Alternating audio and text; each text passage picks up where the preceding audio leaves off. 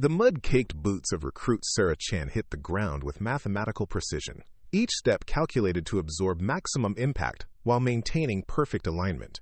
At 0430 hours, while the rest of 2nd Platoon stumbled through their morning formation like sleepwalkers, Sarah had already completed her personal equipment inspection, memorized the day's training schedule, and identified 3 critical safety violations in the obstacle course setup that would likely result in injuries before noon. Before we jump back in, tell us where you're tuning in from, and if this story touches you, make sure you're subscribed, because tomorrow, I've saved something extra special for you. None of this mattered to Drill Sergeant Marcus Rodriguez, whose voice could strip paint from a barracks wall and whose opinion of female recruits had been carved in stone somewhere around 1987. To him, Sarah Chen was just another college girl playing soldier, destined to wash out when the training got serious and the real work began. Sarah had arrived at Fort Braxton with a master's degree in biomechanical engineering and a childhood spent following her father through every military base from Okinawa to Stuttgart. She could field strip an M4 rifle blindfolded, calculate trajectory adjustments for wind drift in her head, and spot structural weaknesses in equipment that veteran instructors missed entirely. She spoke 4 languages fluently, held a black belt in 3 martial arts, and could navigate by stars alone across terrain that would confuse a GPS system. What she couldn't do, apparently, was convince Drill Sergeant Rodriguez that any of this expertise had value in his perfectly ordered world of military tradition and masculine superiority. The morning sun cast long shadows across the training grounds of Fort Braxton, illuminating a landscape designed to transform civilians into soldiers through carefully orchestrated suffering. The obstacle course stretched across several acres like a medieval torture device modernized for military efficiency, complete with rope climbs that seemed to reach into the clouds, mud pits that could swallow entire squads, and wooden barriers engineered to test the limits of human determination. Sarah Chen stood at attention in the pre-dawn darkness, her uniform crisp, despite the humidity that turned everything else into a wrinkled mess. Around her, 47 other recruits struggled to achieve the military bearing that she had perfected during childhood games of soldiers and civilians played on bases around the world. Her father, Master Sergeant William Chen, had taught her that attention to detail was the difference between success and failure, between coming home and coming home in a box. The lessons had stuck with obsessive thoroughness. Sarah noticed things that others missed, patterns that others ignored, problems that others would discover only after they became disasters. It was a gift that had served her well in engineering school, where professors had marveled at her ability to identify structural flaws in designs that looked perfect to everyone else. In the civilian world, this attention to detail had made her valuable, sought after, respected. At Fort Braxton, it made her a target. Drill Sergeant Rodriguez emerged from the morning mist like a predator sensing weakness, his campaign hat tilted at an angle that suggested decades of practice in the art of intimidation. His uniform bore the kind of creases that could cut glass, and his boots reflected the pre-dawn stars with mirror precision. Behind him walked Staff Sergeant Jennifer Walsh, the platoon's senior drill instructor, whose expression suggested she had seen enough recruits come and go to predict their futures with mathematical accuracy. Rodriguez stopped directly in front of Sarah, close enough that she could smell the coffee on his breath and see the network of fine scars that decorated his knuckles like a roadmap of previous encounters with recruits who had needed attitude adjustments. His eyes, the color of winter steel, studied her with the kind of intensity usually reserved for enemy positions and suspicious packages. "Chen," he said, her name emerging from his throat like gravel being processed through industrial machinery. "You think you're special, don't you?" The question hung in the morning air like smoke from a distant fire. Around the formation, other recruits shifted nervously, understanding that they were witnessing one of those moments that would define the platoon's dynamics for the remainder of basic training. Sarah kept her eyes focused on a point approximately 6 inches above Rodriguez's campaign hat, maintaining the military bearing that had been drilled into her since childhood. "No, Drill Sergeant," she replied, her voice carrying the kind of controlled neutrality that suggested extensive practice in dealing with authority figures who had already made up their minds about her capabilities. Rodriguez circled her slowly, like a shark evaluating potential prey. His inspection was theatrical, designed to establish dominance and create the kind of psychological pressure that separated those who belonged from those who would be shipping home to their mothers within the week. Sarah remained motionless, her breathing controlled, her posture perfect, her attention focused on maintaining the kind of military bearing that had been second nature since elementary school. "Your file says you went to some fancy college," Rodriguez continued, his voice carrying the dismissive tone reserved for recruits whose education exceeded his own. "Engineering degree, academic honors, all sorts of impressive papers and certificates. You probably think that makes you smarter than everyone else here." Sarah said nothing, understanding that any response would be interpreted as confirmation of arrogance that needed to be corrected through additional physical training and creative punishment exercises. The morning formation had become theater, with her cast as the example that would establish the rules for everyone else. "Well, let me tell you something, Chen," Rodriguez said, stopping directly in front of her again. "All those fancy degrees don't mean shit when the bullets start flying.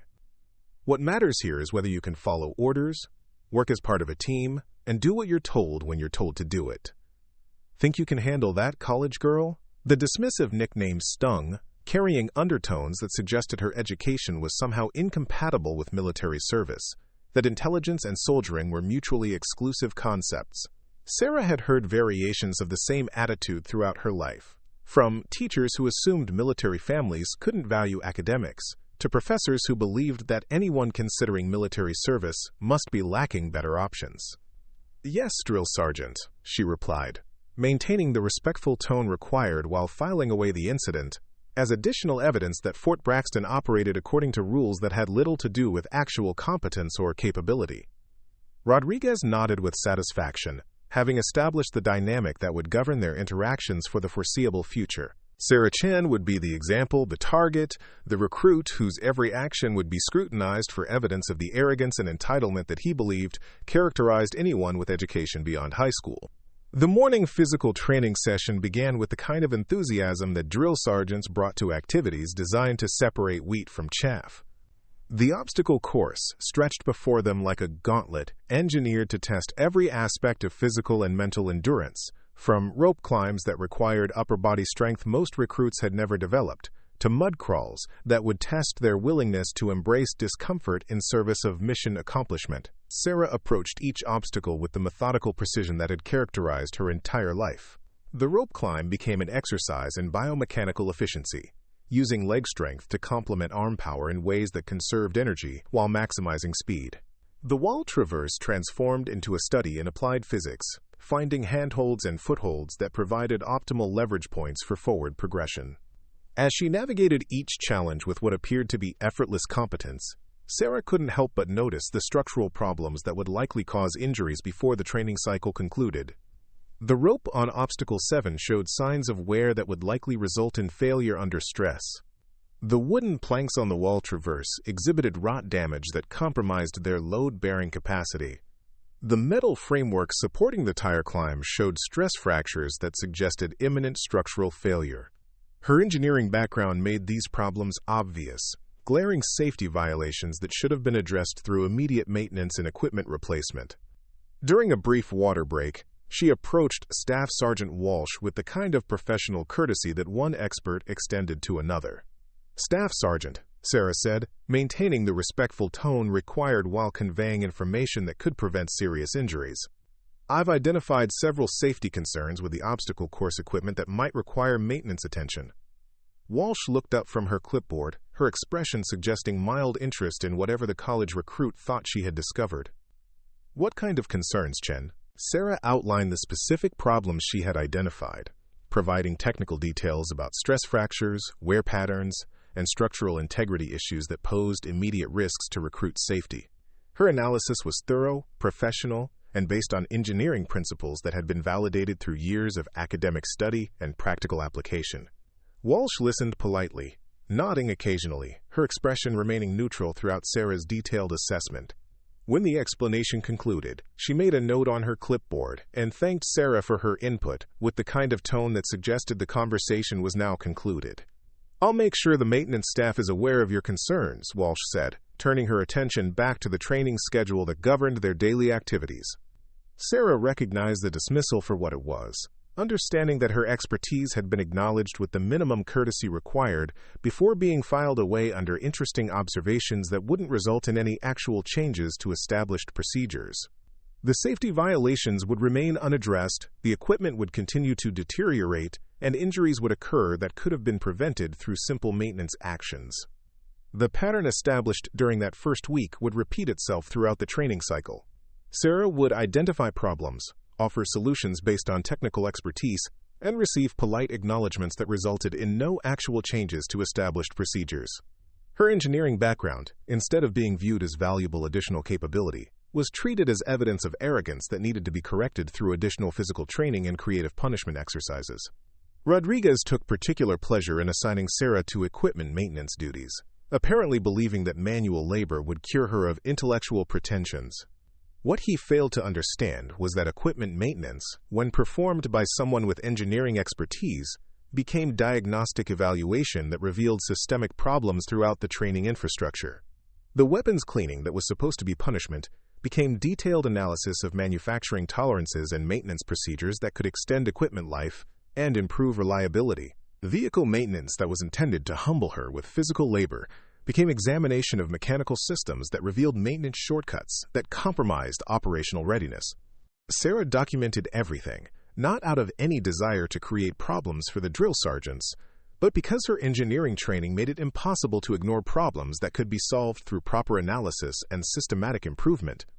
The notebook she kept during off-duty hours filled with technical observations, maintenance recommendations, and safety assessments that could have transformed the training facility's operational efficiency. None of it mattered to Rodriguez, whose evaluation of recruits was based on criteria that had nothing to do with technical competence or analytical capability. Sarah could outperform every other recruit in marksmanship, navigation, and tactical exercises, but her college education made her suspect in ways that no amount of demonstrated competence could overcome.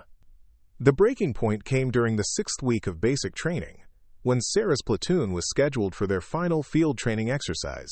The operation was designed to test everything they had learned throughout the training cycle, from individual soldier skills to small unit tactics, from equipment maintenance to leadership under stress. Sarah had spent her off-duty hours studying the terrain maps and operational plans with the kind of obsessive attention to detail that had characterized her entire academic career. The exercise area was a complex landscape of hills, valleys, and stream beds that would challenge navigation skills and test physical endurance. The weather forecast predicted conditions that would make movement difficult and communications unreliable. What concerned her most was the planned route through an area that her geological analysis suggested was prone to flash flooding during heavy rainfall. The terrain features, combined with the weather predictions, created conditions that could transform a routine training exercise into a life-threatening emergency. She approached Staff Sergeant Walsh during the pre-exercise briefing, hoping to share her analysis and recommend route modifications that would maintain training value while avoiding unnecessary risk. Her presentation was professional, thorough, and based on engineering principles that had been validated through decades of geological research and meteorological analysis. Walsh listened with the same polite attention she had shown to Sarah's previous technical observations, nodding occasionally and making notes on her clipboard. When the explanation concluded, she thanked Sarah for her input and indicated that the training schedule would proceed as planned. "Chen," she said, her voice carrying the patient tone of someone explaining obvious facts to a slow learner. "These exercises have been conducted safely for over 20 years. The routes and procedures have been tested through thousands of training cycles. I appreciate your academic perspective, but field training requires practical experience that can't be learned from textbooks." The dismissal was complete, professional, and utterly final. Sarah's technical expertise, instead of being valued as additional capability, was characterized as academic theory that had no relevance to practical military operations. Her warnings about potential dangers were treated as evidence of overthinking that needed to be corrected through exposure to real-world conditions. Rodriguez, who had been listening to the exchange with evident satisfaction, added his own assessment of Sarah's concerns. "College girl thinks she knows better than 20 years of successful training operations," he said, his voice carrying the kind of dismissive certainty that suggested the conversation was concluded. "Maybe a few days in the field will teach you the difference between classroom theory and military reality." The field training exercise began at 06:00 hours on a Tuesday morning that dawned clear and bright, with weather conditions that seemed to contradict Sarah's predictions of severe storms and dangerous rainfall. The platoon moved out with the confidence of soldiers whose training had prepared them for the challenges ahead, their equipment properly maintained and their spirits high. Sarah carried her concerns like additional weight in her already heavy pack, understanding that her warnings had been dismissed, but unable to ignore the meteorological and geological factors that suggested potential disaster. She had learned to keep her technical observations to herself, but she couldn't turn off the analytical processes that made problems obvious long before they became emergencies. The first day of the exercise proceeded according to plan, with the platoon successfully completing navigation exercises, tactical problems, and equipment maintenance tasks that demonstrated their mastery of basic military skills.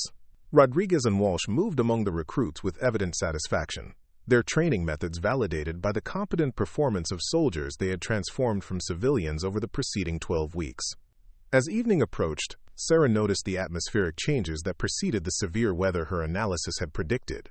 The wind patterns, cloud formations, and barometric pressure indicators all suggested that the clear morning conditions were about to give way to exactly the kind of severe thunderstorm activity that could turn their training area into a death trap. She approached Walsh during the evening briefing, hoping to share her updated weather analysis and recommend immediate relocation to higher ground that would provide safety during the predicted severe weather.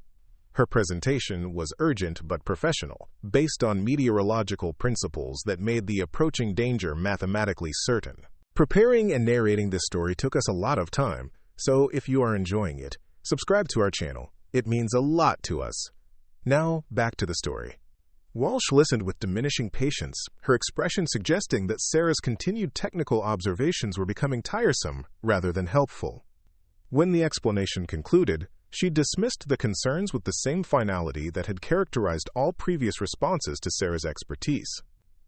"Chen," she said, her voice carrying frustration that was beginning to overcome professional courtesy, "you need to learn when to stop overthinking and start trusting the chain of command. These exercises have been conducted safely under all weather conditions. Your job is to follow orders and complete the training, not to second-guess decisions made by people with experience you don't have." Rodriguez nodded approvingly, recognizing an opportunity to reinforce the lesson that had been central to Sarah's basic training experience. "College girl still thinks she's smarter than everyone else," he said, his voice carrying the satisfaction of someone whose prejudices were being confirmed by events. "Maybe you need some additional individual instruction to help you understand your place in this organization." The additional instruction took the form of guard duty assignment that would keep Sarah awake throughout the night, while her fellow recruits rested in preparation for the final day of the exercise. It was punishment disguised as military necessity, designed to reinforce the lesson that expertise without authority was just arrogance that needed to be corrected through physical hardship and social isolation. Sarah accepted the assignment with the same professional demeanor that had characterized her response to every other manifestation of Rodriguez's determination to humble her intellectual pretensions. She understood that arguing would only result in additional punishment, that explaining her meteorological analysis would be interpreted as further evidence of arrogance that needed correction. As she took her position for the first watch, Sarah noticed that the atmospheric conditions were continuing to develop exactly as her analysis had predicted. The wind patterns were intensifying, the cloud formations were building towards severe thunderstorm activity, and the barometric pressure was dropping at a rate that suggested imminent weather emergency. She maintained her guard position throughout the night, watching the weather develop while her fellow recruits slept in their shelter halves, scattered throughout the low-lying area that her geological analysis had identified as particularly vulnerable to flash flooding. The irony was bitter but familiar. Her expertise, dismissed as academic theory, was about to be validated through exactly the kind of emergency that proper analysis could have prevented. The first lightning strike illuminated the sky at 0347 hours, followed by thunder that rolled across the training area like artillery barrage. Within minutes, the clear night had transformed into the severe thunderstorm that Sarah's meteorological analysis had predicted with mathematical precision.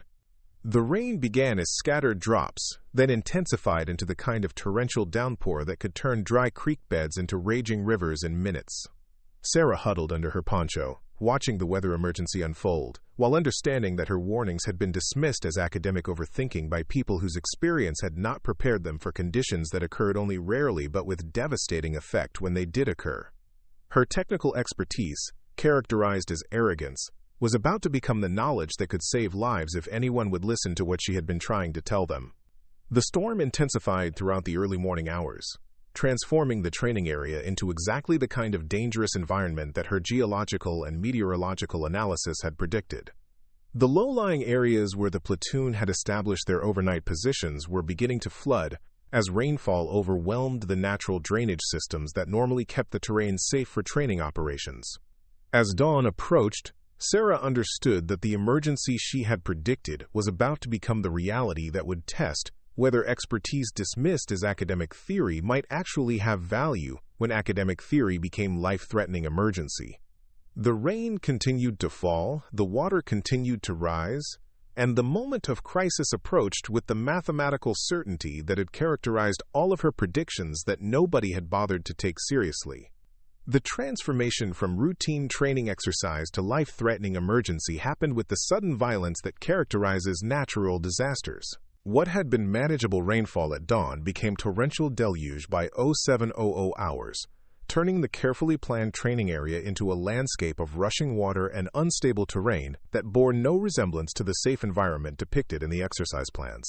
Sarah's guard position on slightly elevated ground provided her with a view of the developing disaster that was invisible to the drill sergeants and recruits sleeping in low-lying areas throughout the training zone. The dry creek beds that had seemed like minor terrain features during route planning were transforming into rushing rivers that could sweep away anyone caught in their path. The gentle slopes that had appeared stable during daylight reconnaissance were becoming mudslides that could bury entire squads under tons of earth and debris. Her meteorological and geological analysis had predicted exactly this scenario. But the predictions had been dismissed as academic overthinking by people whose training had not included the kind of technical expertise that could anticipate rare but catastrophic events. Now the predictions were becoming reality, and reality was about to demonstrate the difference between experience with normal conditions and knowledge that could anticipate abnormal emergencies. The first distress call crackled through the radio static at 0712 hours. A fragmentary transmission from recruit Martinez, who was assigned to perimeter security in the eastern sector. Base, this is Perimeter 7. Water rising rapidly in my sector. Unable to maintain position. Request permission to relocate to higher ground.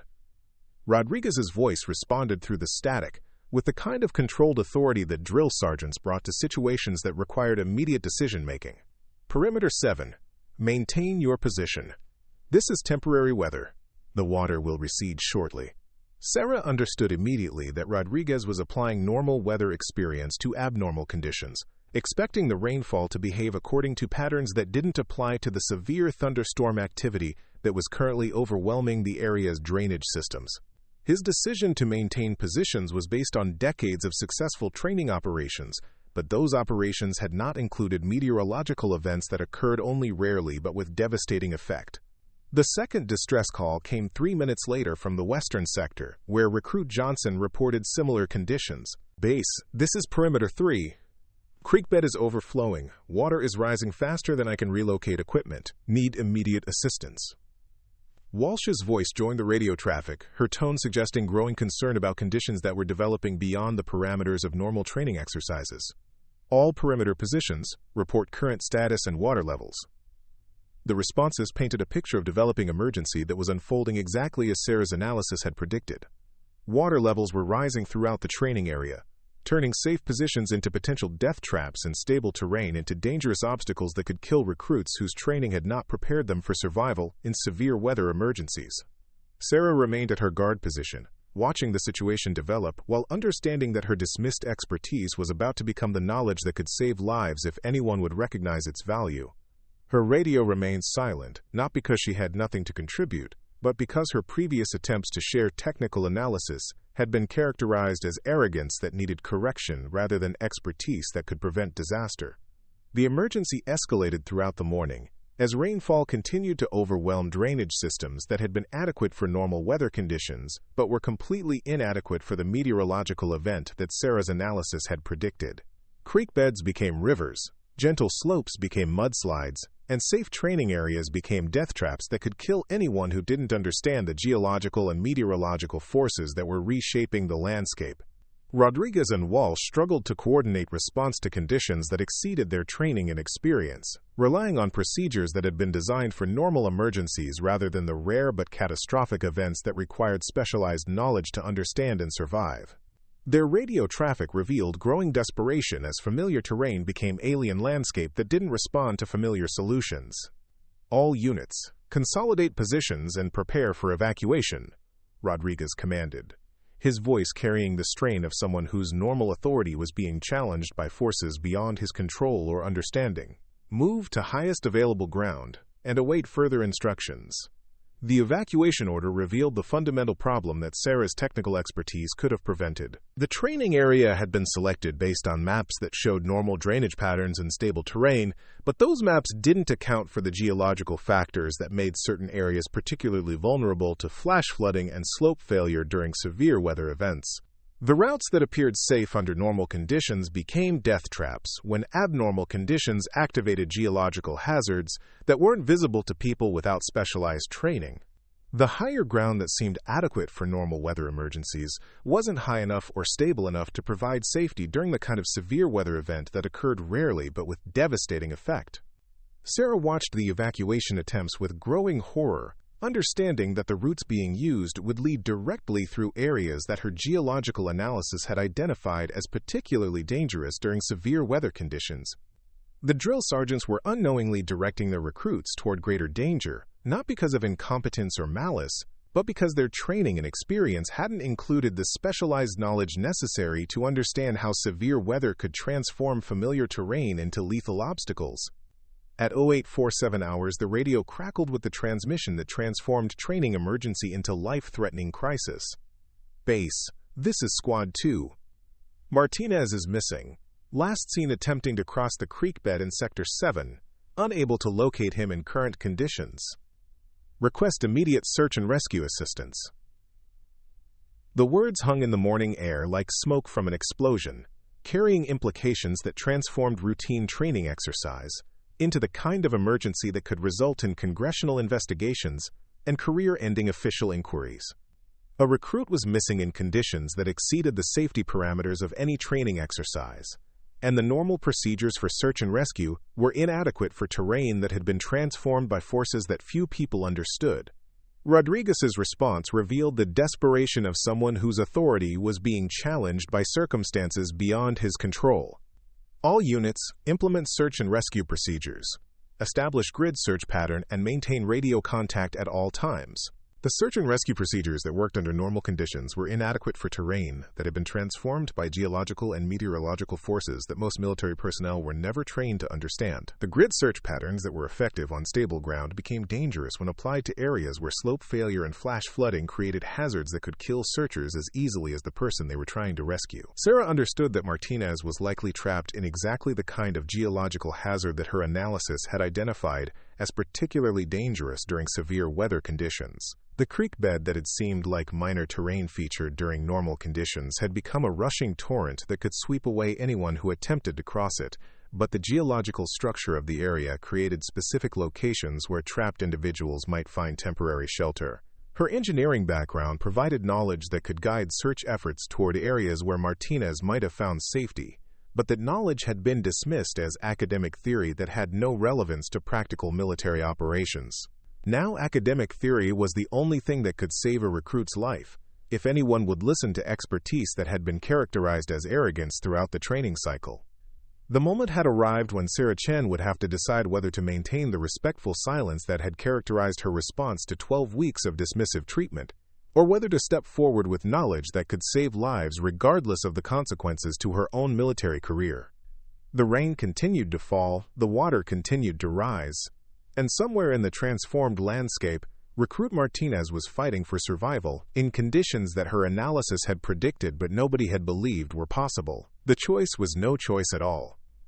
Sarah stepped away from her guard position with the deliberate movement of someone who had calculated every possible consequence and found them all acceptable compared to watching a fellow soldier die. The radio in her hand felt heavier than her entire pack, weighted with the authority she was about to claim without permission from anyone who had the power to grant it. Her boots found purchase on the slick terrain as she moved toward the command post, where Rodriguez and Walsh were struggling to coordinate search and rescue operations, with procedures designed for normal emergencies, rather than the geological disaster that was currently reshaping their training area. The rain hammered against her poncho with increasing intensity, each drop carrying the mathematical certainty that conditions would continue to deteriorate until someone with proper expertise took control of the situation. "Drill Sergeant Rodriguez," Sarah called out, her voice cutting through the storm with the kind of authority that came from absolute certainty about what needed to be done. "I know where Martinez is likely to be located, and I know how to get him out safely." Rodriguez looked up from the topographical map that had become useless the moment normal terrain transformed into geological hazard zone. His expression carried the familiar mixture of irritation and dismissal that had characterized every interaction with the college recruit, who thought she knew better than people with actual military experience. "Chen, get back to your assigned position," he snapped, his voice carrying the automatic authority of someone accustomed to immediate obedience. "Search and rescue operations require training and experience you don't have." Sarah remained where she stood, understanding that the next words she spoke would either save Martinez's life or end her military career, possibly both. The rain continued to fall around them, each drop adding to the floodwaters that were transforming familiar training grounds into alien landscape that didn't respond to familiar solutions. "Drill Sergeant, Martinez is trapped in a debris dam approximately 200 meters downstream from his last known position," she said, her voice carrying the clinical precision of someone delivering technical analysis under emergency conditions. "The geological structure creates a natural collection point where flowing debris would accumulate, providing temporary shelter but limited time before structural failure." Rodriguez stared at her through the rain, his expression suggesting that her technical analysis was just more evidence of academic arrogance that needed correction. "Chen, you don't know what you're talking about. Get back to your position before I write you up for insubordination." The threat hung between them, like lightning waiting to strike, carrying implications that could destroy her military career before it properly began. Sarah understood the weight of what she was about to do, the magnitude of authority she was about to claim without permission from anyone with the power to grant it. "Staff Sergeant Walsh," she said, turning to address the senior drill instructor with the kind of professional courtesy that one expert extended to another. "The current search pattern is concentrated in areas where the geological structure makes survival impossible. Martinez's best chance for survival is in locations that require specialized knowledge to identify and reach safely."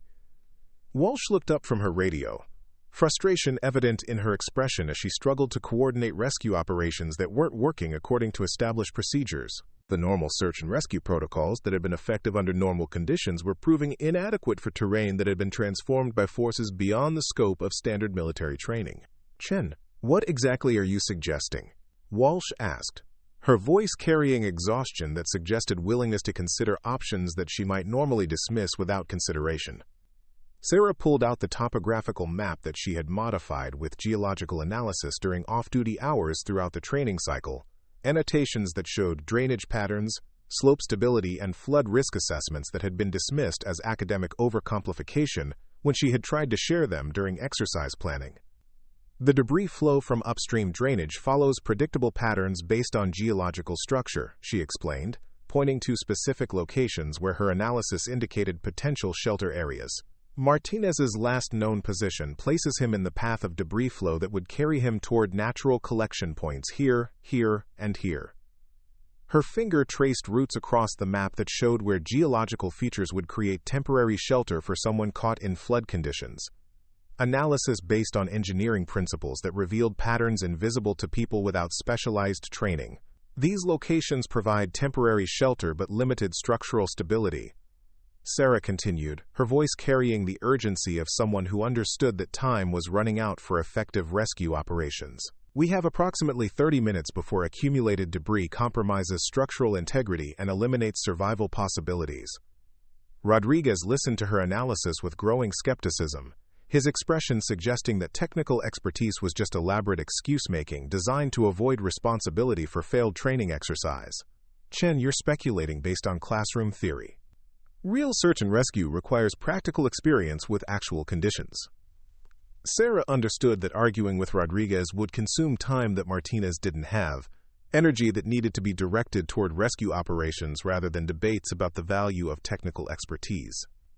The geological forces reshaping their training area didn't care about military hierarchy or institutional prejudice against academic knowledge. Drill Sergeant, I'm requesting permission to guide rescue operations to locations where geological analysis indicates highest probability of survivor location, she said, maintaining the respectful tone required while claiming authority that hadn't been granted through normal channels. The request represented complete reversal of the power dynamic that had governed their relationship throughout basic training. The college recruit, whose expertise had been dismissed as academic arrogance, was asking to take command of emergency operations that required exactly the kind of specialized knowledge that had been characterized as irrelevant to practical military operations.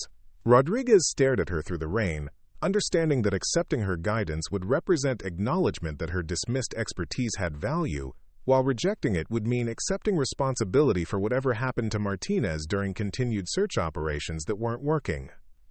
Staff Sergeant Walsh made the decision that Rodriguez couldn't bring himself to make. Chen, you have 5 minutes to explain exactly what you're proposing and how you plan to implement it safely. The authority granted was temporary, conditional, and could be revoked at any moment, but it represented the first official recognition that Sarah's technical expertise might have value beyond equipment maintenance and punishment duty assignments. She spread her annotated map across the hood of the command vehicle, rain drumming against the surface as she outlined rescue operations based on geological analysis that revealed patterns invisible to conventional military training. Martinez's trajectory from his last known position follows this drainage channel, she began, tracing the route with mathematical precision. Geological structure creates natural collection points where debris accumulates, providing temporary shelter, but progressive structural instability as material continues to accumulate. Her analysis revealed how water flow, geological structure, and debris patterns combine to create predictable shelter locations that conventional search methods would never identify. The engineering principles that had been dismissed as academic theory were now the only guidance that could direct rescue efforts toward areas where Martinez might still be alive. Rescue approach requires understanding of geological hazards that could kill rescue personnel, Sarah continued, highlighting areas where slope instability and debris flow created death traps for anyone without proper technical knowledge. Safe routes exist, but they require navigation based on geological analysis rather than conventional tactical movement. Walsh studied the map with growing comprehension, recognizing that Sarah's technical analysis provided information that could guide rescue operations with precision that conventional methods couldn't achieve. The annotations that had seemed like academic overcomplication during exercise planning now revealed themselves as essential knowledge for survival in conditions that exceeded normal training parameters. How certain are you about these locations? Walsh asked, her voice carrying the weight of someone who understood that wrong decisions could result in additional casualties rather than successful rescue operations. Sarah met her gaze with the confidence of someone whose analysis was based on mathematical principles rather than hopeful speculation. Geological structure makes these collection points inevitable. Martinez's location within this probability zone is mathematically certain. His survival depends on structural integrity that decreases with time as additional debris accumulates. The clinical precision of her assessment carried implications that everyone understood. Martinez was probably still alive, but his survival window was measured in minutes rather than hours, and conventional search methods would never locate him before geological forces eliminated his temporary shelter. Rodriguez listened to the exchange with expression that suggested internal struggle between institutional prejudice against academic expertise and growing recognition that academic expertise might be the only thing that could save Martinez's life. His normal authority was being challenged by circumstances that required knowledge he didn't possess. "Chen," he said finally, his voice carrying reluctance that suggested words forced from him by circumstances beyond his control. "If you're wrong about this, if we waste time following your academic theories while Martinez dies somewhere else, the responsibility is entirely yours." The threat was clear, comprehensive, and utterly irrelevant to someone whose analysis was based on mathematical certainty rather than military speculation. Sarah nodded acceptance of responsibility that she had already claimed the moment she stepped away from her guard position to offer expertise that could save lives. "Understood, Drill Sergeant. I'll guide the rescue team to Martinez's location and bring him back safely." The confidence in her voice came from engineering principles that didn't depend on military approval for their validity. Geological forces operated according to physical laws that remained constant regardless of institutional attitudes toward academic expertise, and those laws had created shelter locations that could be identified through proper analysis. Walsh assigned 3 volunteers to accompany Sarah on rescue operations that would test whether her technical analysis could be translated into effective action under emergency conditions. Recruits Thompson, Jackson, and Williams stepped forward with the kind of determination that characterized soldiers willing to risk their own lives to save fellow unit members. Sarah studied each volunteer with the analytical precision that had characterized her approach to every aspect of military training, evaluating their capabilities against the requirements of rescue operations that would demand physical endurance, technical precision, and absolute trust in guidance based on expertise they couldn't verify independently. This operation requires movement through terrain that appears stable but contains geological hazards that could kill anyone who doesn't follow exact routes, she told them, her voice carrying the authority of someone whose knowledge could mean the difference between successful rescue and additional casualties. Thompson, a farm kid from Nebraska whose physical strength had earned respect throughout the training cycle, nodded understanding. "Ma'am, we'll follow your lead and do exactly what you tell us to do." The respectful address represented fundamental shift in how her expertise was perceived, acknowledgement that technical knowledge had value, when technical knowledge became the only thing standing between life and death. Sarah accepted the authority with the same professional demeanor that had characterized her response to 12 weeks of dismissive treatment. "Equipment requirements are specific," she continued, outlining gear selections based on geological hazards that conventional military training didn't address. Rope systems for debris navigation, flotation devices for water crossing, emergency medical supplies for hypothermia treatment, and communication equipment for coordination with base operations. Each item represented analysis of specific hazards that Martinez would have encountered, medical conditions that would require immediate treatment, and rescue techniques that would be necessary to extract someone from geological shelter that was simultaneously saving his life and threatening to collapse and kill him. The rescue team moved out at 0923 hours, following routes that appeared dangerous to conventional military thinking, but were actually the safest possible paths through terrain that had been transformed by geological forces beyond the scope of normal military training. Sarah led with the confidence of someone whose analysis had revealed safe passage through landscape that would kill anyone who didn't understand the underlying principles. Their movement attracted attention from other rescue teams that were following conventional search patterns through areas that Sarah's analysis had identified as geologically impossible for survival. The contrast was stark. Conventional teams struggled through dangerous terrain that offered no realistic possibility of finding Martinez, while Sarah's team moved with apparent ease through routes that appeared dangerous but were actually engineered for safety through geological analysis. "Chen, report your position and intended route." Rodriguez's voice crackled through the radio, carrying authority that suggested growing concern about rescue operations that weren't following established procedures. Sarah paused to check her position against the geological features that served as navigation landmarks, confirming that their progress matched her analytical predictions with mathematical precision. Base rescue team is proceeding along drainage route to collection point Alpha, ETA to potential survivor location 15 minutes. The technical precision of her report contrasted sharply with the fragmentary transmissions from other search teams that were struggling with terrain that didn't match their topographical maps or tactical expectations. Conventional military training had prepared them for normal emergencies, not geological disasters that required specialized knowledge to understand and survive. As they approached the first collection point identified by her analysis, Sarah could see the debris dam that geological forces had created exactly where her engineering calculations had predicted. The accumulation of logs, branches, and sediment had formed temporary shelter that could protect someone from direct water flow while remaining vulnerable to structural collapse as additional material continued to accumulate. "There," she said, pointing toward the debris structure that was invisible to anyone without understanding of geological processes. "Martinez is probably sheltered behind that debris accumulation, protected from direct water flow but trapped by the same structure that's keeping him alive." Thompson studied the debris dam with expression that suggested growing respect for analytical capabilities that could predict natural processes with such precision. "Ma'am, how do we get him out without bringing the whole thing down on top of us?" The question demonstrated understanding that rescue operations would require technical expertise throughout the extraction process, not just for initial location identification. Sarah had anticipated the engineering challenges and developed solutions based on structural analysis that revealed safe approaches to inherently dangerous situations. Debris dam stability depends on water flow patterns and structural load distribution, she explained, outlining approach techniques that would minimize risk of structural collapse while providing access to potential survivor location. We approach from the upstream side where geological structure provides stable footing and load-bearing capacity.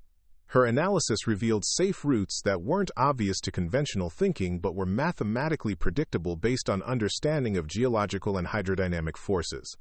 The approach would require precise execution, but it offered realistic possibility of successful rescue without additional casualties. As they moved into position for extraction operations, Sarah's radio crackled with transmission from Martinez himself, his voice weak but unmistakably alive. "Base, this is Martinez. I'm trapped behind debris accumulation in grid reference." Static consumed the rest of his transmission, but his survival was confirmed. The location he reported matched Sarah's geological analysis with precision that validated her engineering calculations and demonstrated the value of technical expertise that had been dismissed throughout the training cycle. Martinez was exactly where geological principles had predicted he would be, alive because natural forces had created shelter in locations that could be identified through proper analysis. "Martinez, this is Chen leading rescue team," Sarah transmitted, her voice carrying authority that had been earned through demonstrated competence rather than granted through institutional channels.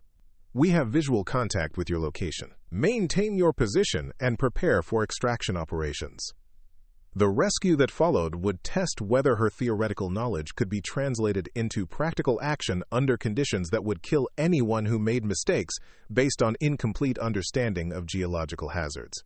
Martinez's life depended on technical expertise that had been characterized as academic arrogance by people whose training hadn't prepared them for emergencies that required specialized knowledge to survive. Sarah's analysis had located Martinez, but bringing him home safely would require engineering precision applied under conditions that tested the limits of human endurance and technical capability. The debris dam that was protecting him was also the obstacle that could kill them all if extraction operations weren't executed with mathematical precision. The moment of truth had arrived, and with it, the test of whether expertise dismissed as academic theory could prove its value. When academic theory became the only thing standing between a fellow soldier and death in the transformed landscape that geological forces had created from familiar training grounds. The extraction operations began, with Sarah directing her team into positions that appeared suicidally dangerous to conventional military thinking, but were actually engineered for maximum safety based on geological analysis that revealed structural load paths and stability zones within the debris dam. Each movement was calculated to minimize stress on the natural structure while providing access to Martinez's location. Thompson positioned himself at the upstream anchor point, where geological features provided stable foundation for rope systems that would support extraction operations. Jackson took the downstream safety position, where he could respond to structural changes that might threaten the entire operation. Williams remained at the base position, where he could coordinate communications and provide emergency support if rescue operations required additional resources. Sarah moved carefully along the debris structure, each step calculated to distribute her weight across load-bearing elements, while avoiding areas where structural analysis had identified potential failure points. The engineering principles that guided her movement were invisible to her team members, but their trust in her expertise was complete. "Martinez," she called as she approached his shelter location. "I'm Sarah Chen from your platoon. I'm here to get you out safely, but I need you to follow my instructions exactly." His response was immediate, despite obvious exhaustion and hypothermia symptoms that suggested prolonged exposure to cold water and debris shelter that provided protection but limited comfort. "Chen, I never thought I'd be so happy to hear someone calling me by name. I'm pretty banged up, but I can move if you tell me how." The professional competence in his voice suggested that despite his physical condition, his mental state remained sound enough to follow complex instructions and participate actively in extraction operations that would require coordination between rescuer and survivor throughout the process. Sarah evaluated his position with the analytical precision that had guided her throughout the rescue operations, identifying extraction routes that would minimize risk to both Martinez and the rescue team, while maintaining structural integrity of the debris dam that was simultaneously shelter and death trap. "Martinez, your extraction requires specific movement sequence to avoid structural collapse," she explained, outlining procedures based on engineering analysis rather than conventional rescue techniques. I need you to move exactly when I tell you, exactly where I tell you, using exactly the handholds and footholds I identify. The instructions represented complete departure from normal rescue procedures, requiring trust in technical expertise that conventional military training didn't provide. Martinez would have to follow guidance based on geological analysis rather than familiar tactical procedures, trusting expertise that he couldn't evaluate independently. Understood, Chen. You're the expert here. Just tell me what to do and when to do it. The acknowledgement represented fundamental shift in how technical expertise was perceived by people whose lives depended on that expertise. Martinez understood that his survival required knowledge beyond his own training, guidance from someone whose specialized education provided capabilities that conventional military experience couldn't match. Sarah began the extraction sequence with movements that appeared impossibly complex to outside observers but were actually applications of structural engineering principles to natural debris formation. Each instruction to Martinez was calculated to maintain load distribution while progressively moving him toward positions where conventional rope rescue techniques could be applied safely. Move your left hand to the horizontal log approximately 18 inches above your current position, she directed, guiding him along routes that her structural analysis had identified as safe pathways through inherently dangerous environment. That log provides load-bearing support that can handle your full weight during transition. Martinez followed her instructions with precision that suggested complete trust and expertise that was keeping both of them alive. Each movement brought him closer to extraction point, while testing structural integrity that could fail catastrophically if either of them made mistakes based on incomplete understanding of geological forces. As the extraction progressed, Sarah's radio crackled with transmissions from base operations where Rodriguez and Walsh were monitoring rescue progress with growing amazement at operational success that exceeded anything they had expected from academic theory applied to emergency conditions. Rescue team, report status. Rodriguez transmitted, his voice carrying tension that suggested recognition that conventional search operations had failed, while Sarah's technical approach was achieving results that validated her dismissed expertise. Base, survivor located and extraction in progress, Sarah responded, maintaining professional communication protocols while directing complex engineering operations that required constant attention to structural details. ETA to safe zone approximately 10 minutes. The estimate was based on careful analysis of remaining extraction challenges, structural stability assessments, and movement rates that could be sustained without compromising safety margins that were already minimal. Every aspect of the operation required engineering precision applied under emergency conditions. Thompson's voice joined the radio traffic with reports that confirmed Sarah's analytical predictions about structural behavior under stress. Base, debris dam showing signs of progressive failure but extraction operations proceeding according to Chen's engineering plan. Structure should maintain integrity long enough for safe extraction. His assessment demonstrated growing understanding of technical factors that governed rescue operations, recognition that successful completion required expertise that conventional military training didn't provide. Sarah's geological analysis was proving accurate under conditions that tested its validity through life-threatening application. The final phase of extraction required Martinez to traverse the most dangerous section of the debris dam, where structural analysis indicated minimum safety margins and maximum risk of catastrophic failure. Sarah positioned herself to provide direct physical support while maintaining communication with her team members who were coordinating safety systems. Martinez, this next movement sequence requires precise timing and coordination, she explained, outlining procedures that would move both of them across structural elements that could collapse if stressed beyond their load-bearing capacity. We move together, maintaining constant physical contact so I can guide your movement through safe routes. The technique represented integration of engineering analysis with rescue procedures, combining technical knowledge of structural behavior with practical understanding of human movement under stress. Success required perfect coordination between rescuer and survivor throughout operations that offered no margin for error. They moved across the debris structure with movements that appeared choreographed, each step calculated to maintain structural integrity while progressing toward safety zones, where conventional rescue techniques could complete the extraction. Sarah's engineering expertise guided every movement, translating theoretical knowledge into practical action that saved lives. As they reached the safe zone where Thompson waited with rope systems and emergency medical equipment, Sarah's radio exploded with congratulatory transmissions from teams throughout the training area. Conventional search operations had been abandoned in favor of watching rescue techniques that demonstrated the value of academic expertise applied to emergency conditions. "Outstanding work, rescue team," Walsh transmitted, her voice carrying professional admiration for operational success that exceeded all expectations. "Return to base for medical evaluation and operational debriefing." The acknowledgement represented fundamental change in how technical expertise was perceived by institutional authority that had dismissed academic knowledge throughout the training cycle. Sarah's geological analysis had not only located Martinez, but had also provided extraction techniques that brought him home safely when conventional methods had failed completely. Martinez received immediate medical treatment for hypothermia and minor injuries that were consistent with Sarah's predictions about survival conditions within geological shelter formations. His recovery was rapid and complete, testament to natural protective capabilities that could be identified through proper technical analysis.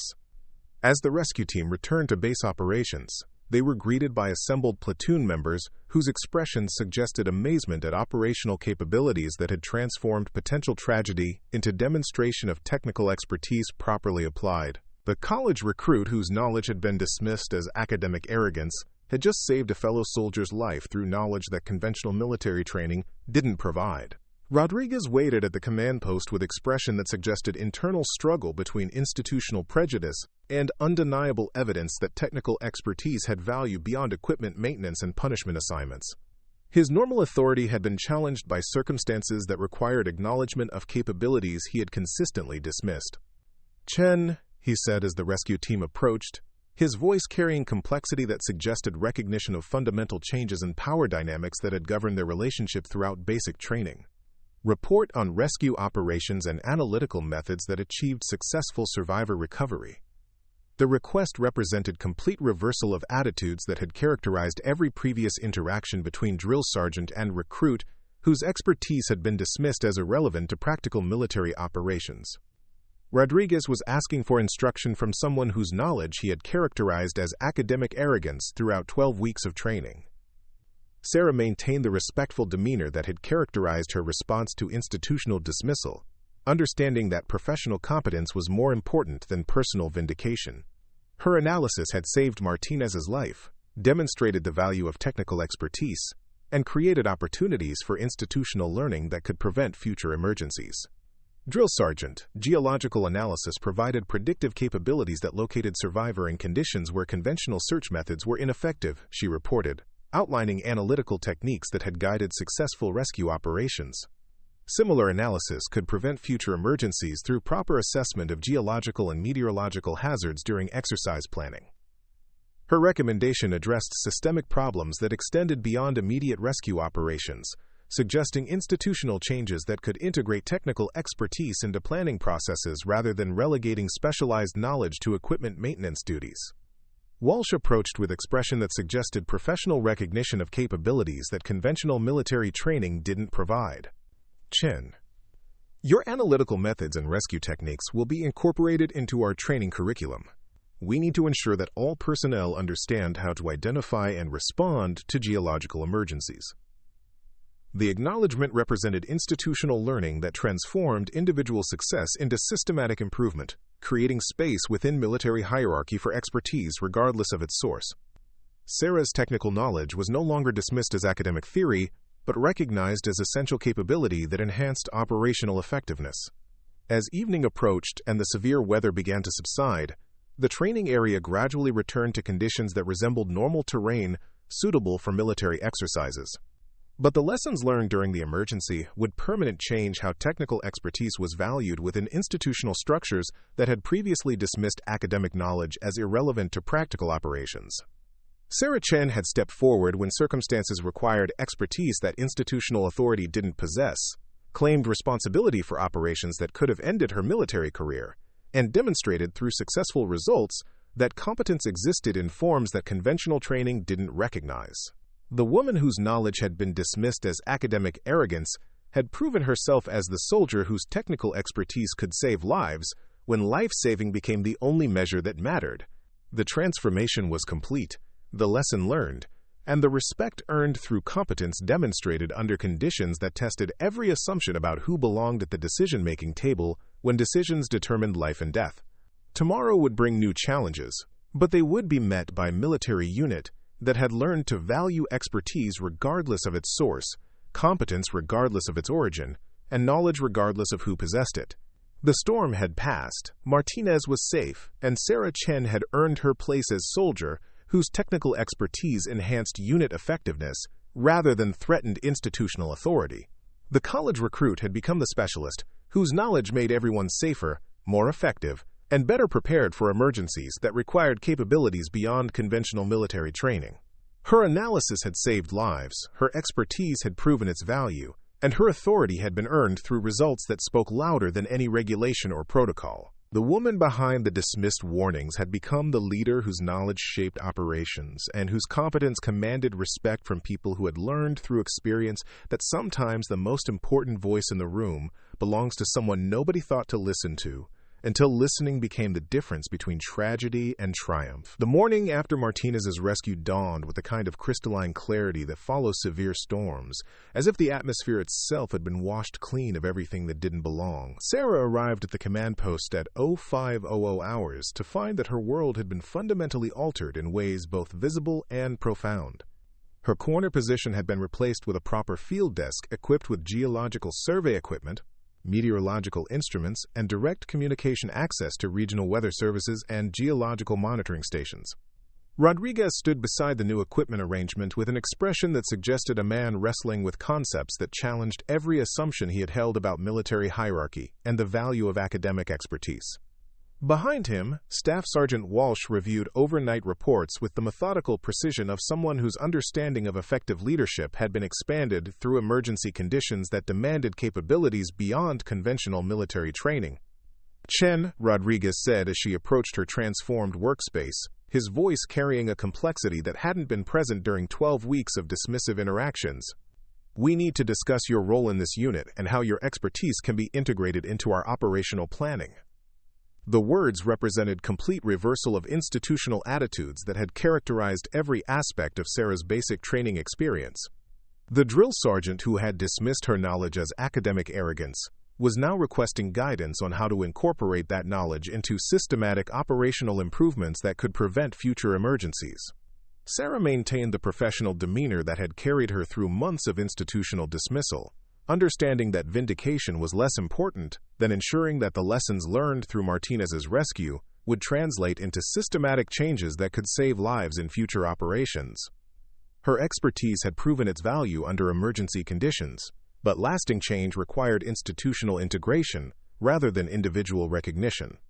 Drill Sergeant, geological and meteorological analysis can provide predictive capabilities that enhance operational safety and effectiveness, she replied, outlining analytical methods that could be integrated into routine planning processes. Similar analysis applied to training exercises could identify hazards before they become emergencies, optimize routes for safety and efficiency, and provide early warning systems for conditions that exceed normal operational parameters. Her recommendation addressed systematic integration of technical expertise into institutional decision-making processes, transforming individual competence into organizational capability that would enhance unit effectiveness across multiple operational areas.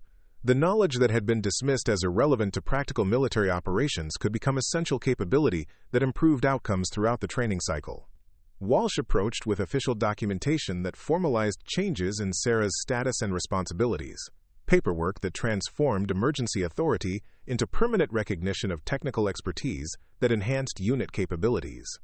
The forms represented institutional acknowledgement that competence existed in forms that conventional military training didn't always recognize or utilize effectively. "Chen, effective immediately, your designation has been changed to Training Support Specialist with primary responsibility for geological and meteorological analysis supporting operational planning," Walsh announced, handing over documents that established official authority for expertise that had been proven under emergency conditions. "Your security clearance has been upgraded to include access to regional hazard assessment databases and early warning systems." The new designation created space within military hierarchy for specialized knowledge that didn't fit traditional career fields but provided essential capabilities that enhanced unit effectiveness and operational safety. Sarah's technical expertise was no longer relegated to equipment maintenance, but recognized as analytical capability that shaped planning decisions and operational outcomes. Lieutenant Colonel James Harrison arrived at the command post with the kind of purposeful movement that suggested senior leadership attention to training incidents that exceeded normal parameters.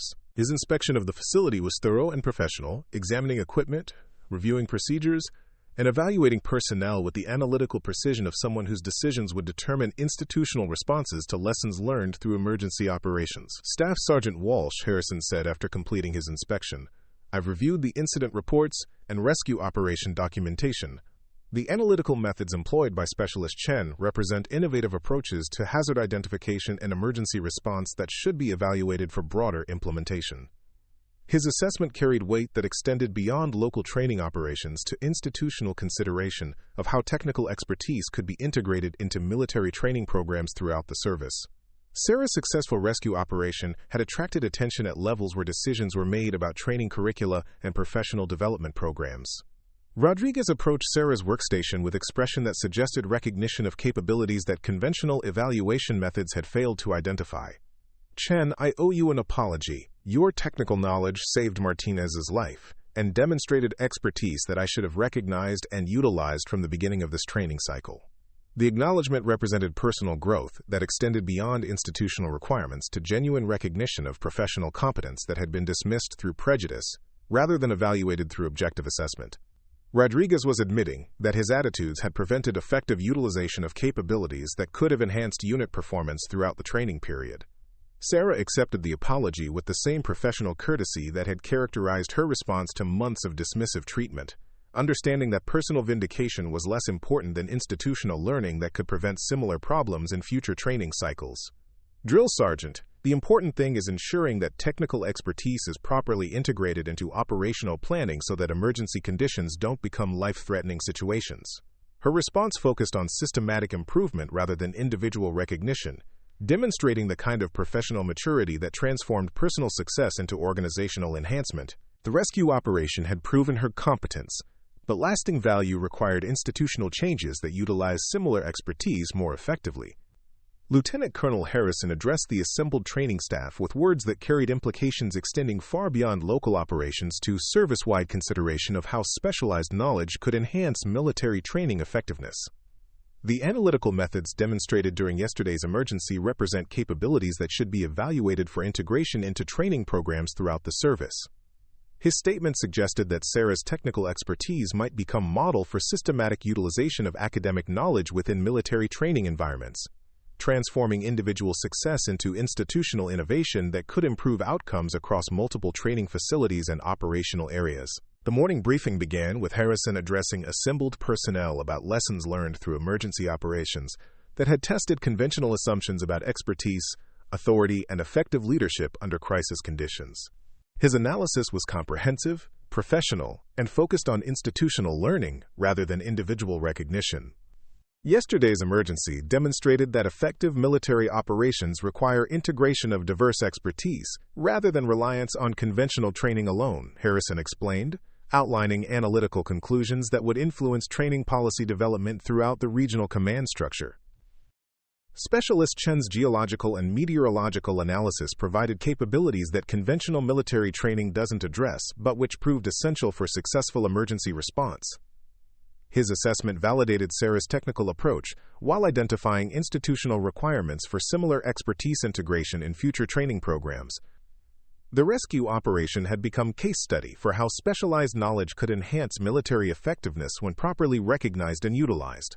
Martinez approached Sarah's workstation during a break in the briefing, his movement still careful due to injuries sustained during his ordeal in the debris shelter, but his expression carrying gratitude that extended beyond personal appreciation to professional recognition of expertise that had saved his life.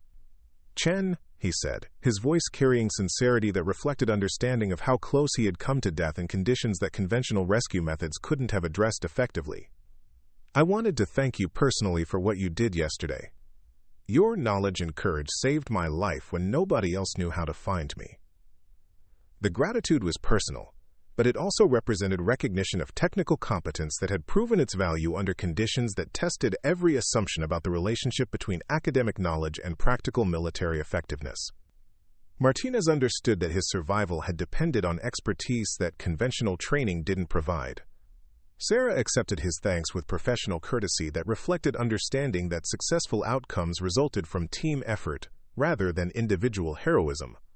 Though her specialized knowledge had been essential for operations that couldn't have succeeded through conventional approaches alone. Martinez, I'm glad we were able to bring you home safely. The important thing is ensuring that similar emergencies can be prevented through better hazard assessment and emergency preparedness. Her response focused on systematic improvement rather than personal recognition, demonstrating commitment to institutional learning that could prevent future emergencies rather than simply responding to them after they occurred. The rescue operation had proven her expertise, but lasting value required preventative measures based on technical analysis. Thompson, Jackson, and Williams joined the conversation with expressions that suggested profound respect for analytical capabilities that had guided successful rescue operations through terrain that would have killed anyone without proper technical knowledge. Their experience during the extraction had demonstrated the practical value of expertise that they had previously dismissed as academic theory. "Ma'am," Thompson said, using the respectful address that reflected recognition of professional competence rather than military rank. "Working with you during the rescue operation showed me capabilities I never knew existed. Your knowledge turned impossible mission into successful operation." The acknowledgement represented understanding that had developed through direct experience with technical expertise applied under emergency conditions. Recognition that specialized knowledge could enhance military effectiveness in ways that conventional training didn't address but which proved essential under crisis conditions. Jackson nodded agreement, his expression reflecting similar recognition of capabilities that had been demonstrated through practical application rather than academic discussion. "The way you analyzed that terrain and predicted exactly where Martinez would be located was incredible. Your engineering knowledge saved his life and taught us all something about what's possible when expertise is properly applied." Their comments reflected institutional learning that extended beyond individual recognition to systematic understanding of how diverse expertise could enhance military effectiveness when integrated into operational planning, rather than dismissed as irrelevant to practical concerns. Williams added his perspective with words that captured the transformation in understanding that had occurred throughout the unit during emergency operations that required capabilities beyond conventional military training. "Ma'am, yesterday showed all of us that expertise comes in many forms, and effective military operations require recognition and utilization of all available knowledge rather than reliance on traditional approaches alone. The assessment demonstrated institutional learning that could prevent future dismissal of valuable expertise while ensuring that specialized knowledge was integrated into operational planning processes that enhanced unit effectiveness across multiple areas of responsibility." Lieutenant Colonel Harrison concluded the briefing by announcing institutional changes that would integrate lessons learned into training programs throughout the regional command structure, transforming individual success into systematic improvement that could enhance military effectiveness across multiple facilities and operational areas. Effective immediately, geological and meteorological analysis will be integrated into training exercise planning throughout this command, Harrison announced, outlining policy changes that reflected recognition of technical expertise that had proven essential for operational safety and effectiveness. Similar analytical capabilities will be identified and utilized to enhance training quality and operational preparedness. The institutional changes represented systematic recognition of expertise that had been demonstrated through emergency conditions, creating space within military training programs for specialized knowledge that enhanced effectiveness rather than challenged authority structures. Sarah's transformation from dismissed recruit to recognized specialist was formalized through assignment to newly created position that utilized her technical expertise throughout the training cycle, rather than relegating her knowledge to equipment maintenance duties. The role provided authority commensurate with demonstrated competence while integrating her analytical capabilities into systematic operational improvements. The new position included responsibility for geological hazard assessment throughout the training area, meteorological analysis, supporting exercise planning, and technical consultation for operations that required specialized knowledge beyond conventional military training. Her expertise would be utilized proactively to prevent emergencies rather than reactively to respond to them after they occurred. Rodriguez approached her workstation with expression that suggested personal and professional growth that extended beyond institutional requirements to genuine recognition of capabilities that effective leadership should identify and utilize rather than dismiss through prejudice or misunderstanding. Chen, he said, his voice carrying respect that reflected lessons learned through emergency conditions that had tested every assumption about expertise, authority, and effective military leadership. I want you to know that your performance during this training cycle has changed my understanding of what effective leadership requires and how diverse expertise can enhance unit capabilities. His acknowledgement represented personal growth that complemented institutional learning, recognition that effective leadership required ability to identify and utilize expertise regardless of its source, rather than dismissing capabilities that didn't fit conventional expectations about military competence. Sarah accepted his recognition with professional courtesy that reflected understanding that lasting change required systematic integration of lessons learned rather than individual vindication, though personal recognition represented important validation of expertise that had been dismissed throughout the training cycle. Drill Sergeant. Effective military operations require utilization of all available expertise rather than reliance on conventional approaches alone, she replied, outlining principles that could guide future integration of diverse knowledge into operational planning processes. The important thing is ensuring that specialized capabilities are recognized and utilized to enhance unit effectiveness, rather than dismissed as irrelevant to practical concerns. Her response focused on institutional improvement rather than personal recognition, demonstrating commitment to systematic changes that could prevent future dismissal of valuable expertise, while ensuring that specialized knowledge contributed to operational success rather than being relegated to marginal roles. The transformation was completed during graduation ceremonies that recognized not only individual achievement, but institutional learning that had occurred through emergency conditions that tested conventional assumptions about expertise, authority, and effective military leadership under crisis conditions. Sarah graduated with honors that reflected both academic achievement and demonstrated competence under emergency conditions, recognition that her technical expertise had proven its value through practical application rather than theoretical discussion.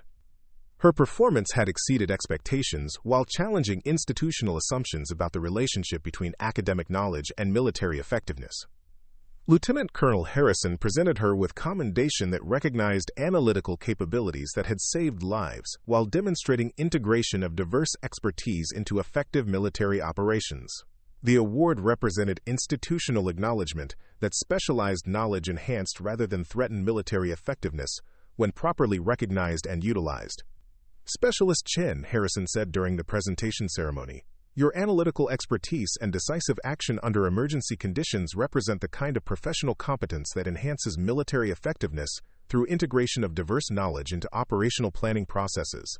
His words carried implications extending beyond individual recognition to institutional commitment to utilizing specialized expertise more effectively throughout military training programs, transforming lessons learned into systematic improvements that could prevent future emergencies while enhancing Rodriguez added his perspective with words that reflected personal and professional growth that had occurred through recognition of capabilities that effective leadership should identify and utilize rather than dismiss through prejudice or conventional thinking.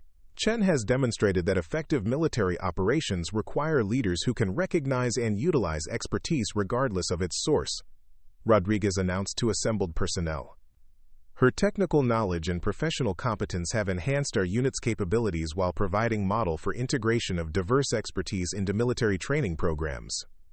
His assessment represented fundamental change in understanding that extended beyond individual recognition to institutional learning that could guide future integration of specialized knowledge into operational planning processes that enhanced effectiveness rather than challenged authority structures.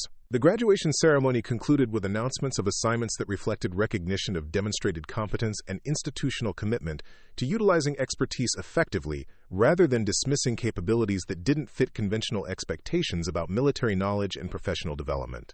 Sarah received assignment to position that would utilize her analytical expertise throughout her military career, providing geological and meteorological analysis supporting operations that required specialized knowledge beyond conventional training, while mentoring other personnel in technical applications that enhanced unit effectiveness. The assignment represented systematic recognition of expertise that had been proven under emergency conditions, creating a career path that utilized her specialized knowledge while providing opportunities for institutional learning that could enhance military effectiveness across multiple operational areas. Her technical expertise would be integrated into operational planning processes throughout her career, ensuring that analytical capabilities that had saved Martinez's life would continue to enhance unit effectiveness and operational safety, rather than being relegated to marginal roles or dismissed as irrelevant to practical military concerns. The new position included teaching responsibilities that would share analytical methods with other military personnel, transforming individual expertise into institutional capability that could enhance effectiveness throughout the service, rather than remaining isolated within single unit or operational area. Martinez approached during post-ceremony reception with expression that carried gratitude extending beyond personal appreciation to professional recognition of expertise that had demonstrated its value under conditions that tested every assumption about academic knowledge and practical military effectiveness. "Chen," he said, his voice reflecting understanding that his survival had depended on technical competence that conventional military training didn't provide, but which proved essential under emergency conditions. "I wanted you to know that your expertise didn't just save my life. It changed how our entire unit understands what effective military operations require." His gratitude represented recognition that extended beyond individual rescue to institutional learning that could prevent future emergencies while enhancing operational capabilities through proper integration of diverse expertise into planning processes that utilized all available knowledge rather than dismissing specialized capabilities.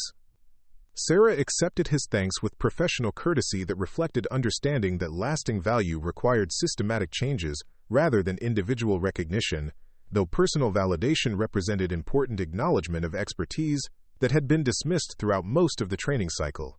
Martinez, the important thing is ensuring that technical analysis is integrated into operational planning so that hazardous conditions are identified and addressed before they become life-threatening emergencies, she replied, outlining principles that could guide future prevention of similar situations through proactive assessment rather than reactive response. Her focus on systematic improvement demonstrated commitment to institutional learning that could enhance military effectiveness while preventing unnecessary risks to personnel safety through proper utilization of analytical capabilities that identified hazards before they became emergencies. The reception continued with conversations that reflected institutional transformation that had occurred through emergency conditions that demonstrated the value of expertise integration, while challenging conventional assumptions about military knowledge and professional competence. Senior personnel discussed policy changes that would integrate similar analytical capabilities into training programs throughout the service, transforming lessons learned into systematic improvements that could enhance effectiveness while preventing emergencies through proactive hazard assessment and risk management. Junior personnel expressed recognition of capabilities they had witnessed during emergency operations, understanding that effective military service required openness to diverse expertise rather than reliance on conventional approaches alone. Their comments reflected institutional learning that could guide future integration of specialized knowledge. Training staff outlined curriculum modifications that would incorporate geological and meteorological analysis into exercise planning, ensuring that future training operations would benefit from technical expertise that enhanced safety and effectiveness while providing educational opportunities for personnel development. As evening approached and the ceremonies concluded, Sarah reflected on transformation that had occurred through emergency conditions that tested every assumption about expertise, authority, and effective leadership under crisis conditions that demanded capabilities beyond conventional military training. Her journey from dismissed recruit to recognized specialist represented institutional learning that extended beyond individual success to systematic recognition of diverse expertise that enhanced military effectiveness when properly integrated into operational planning processes rather than relegated to marginal roles. The college education that had been characterized as evidence of arrogance had proven to be essential knowledge that saved lives and enhanced unit capabilities, demonstrating that academic expertise could complement rather than threaten military effectiveness when properly recognized and utilized. Her technical analysis had prevented tragedy while providing model for integration of specialized knowledge into military training programs, transforming individual competence into institutional capability that could enhance effectiveness throughout the service rather than remaining isolated within single operational area. The dismissive attitudes that had characterized her treatment throughout basic training had been replaced with professional recognition that reflected understanding of capabilities that effective leadership should identify and utilize rather than dismiss, through prejudice or conventional thinking about military competence. Rodriguez approached as the reception concluded, his expression carrying respect that reflected personal and professional growth that had occurred through recognition of expertise that had been dismissed throughout most of the training cycle but which proved essential under emergency conditions. "Chen," he said, his voice reflecting sincerity that came from recognition of professional competence that had exceeded all expectations while challenging assumptions about academic knowledge and practical military effectiveness. "I want you to know that working with you has changed my understanding of what effective leadership requires." His acknowledgement represented fundamental change in perspective that extended beyond individual recognition to institutional learning that could guide future integration of diverse expertise into military training programs that utilized all available knowledge rather than dismissing specialized capabilities. Sarah accepted his recognition with professional courtesy that had characterized her response throughout the training cycle, understanding that personal vindication was less important than systematic changes that could enhance military effectiveness while preventing dismissal of valuable expertise in future operations. Drill Sergeant, effective military operations require leaders who can recognize and utilize expertise regardless of its source, she replied, outlining principles that could guide institutional integration of diverse knowledge into operational planning processes that enhanced effectiveness rather than challenged authority structures. Her response demonstrated commitment to systematic improvement that could prevent future dismissal of valuable capabilities, while ensuring that specialized expertise contributed to operational success, rather than being relegated to marginal roles or dismissed as irrelevant to practical concerns. As they prepared to depart for their respective assignments, Rodriguez offered final assessment that captured institutional learning that had occurred through emergency conditions that demonstrated value of expertise integration while challenging conventional assumptions about military knowledge and professional development. "Chen, you've shown all of us that expertise comes in many forms, and effective military leadership requires ability to recognize and utilize all available knowledge, rather than dismissing capabilities that don't fit conventional expectations," he said, his words reflecting understanding that could guide future recognition of diverse expertise. His assessment represented institutional transformation that extended beyond individual success to systematic recognition of specialized knowledge that enhanced military effectiveness when properly integrated into operational planning processes, rather than dismissed through prejudice or conventional thinking about professional competence. The morning sun cast long shadows across Fort Braxton as Sarah prepared for departure to assignment that would utilize her expertise throughout her military career, providing analytical capabilities that enhanced operational effectiveness while mentoring other personnel in technical applications that saved lives and prevented emergencies. Her transformation from dismissed recruit whose expertise had been characterized as academic arrogance to recognized specialist whose knowledge enhanced unit capabilities represented institutional learning that could guide future integration of diverse expertise into military training programs throughout the service.